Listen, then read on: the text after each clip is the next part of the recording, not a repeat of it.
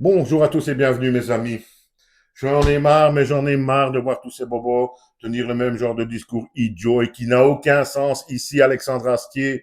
Camelot, il le dit, hein, les amis, il le dit. Il est surpris, il est dégoûté de voir la sympathie qu'a l'ERN maintenant en France.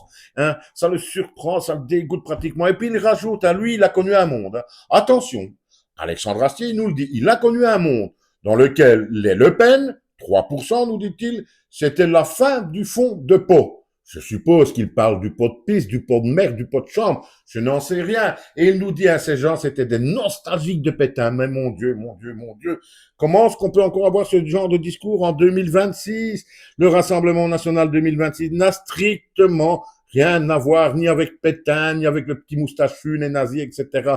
Mais comment est-ce qu'on peut encore tenir ce discours si bête, si cliché, tout simplement parce que le pouvoir pousse à ça, etc. Ces gens ne réfléchissent même plus. Eh bien, si tu as toutes ces idées, mon petit Alexandre, c'est pas difficile. Vote Mélenchon et tout va aller, tu vas voir. Tu ne verras plus d'impôts français en France. Tu ne verras plus de blancs français en France, etc., puisque ça n'existe pas. Tu ne verras d'ailleurs même plus de vrais Français de souche, puisque ça n'existe pas non plus. Mathilde Panot nous l'a encore dit en semaine, etc., etc.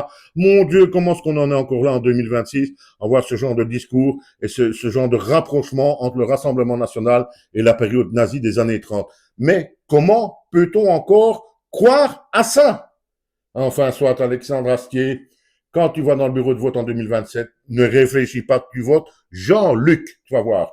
Tu seras dans les 3 ou 4 ou 5 ou 10% grand maximum, enfin, soit tu seras content de toi.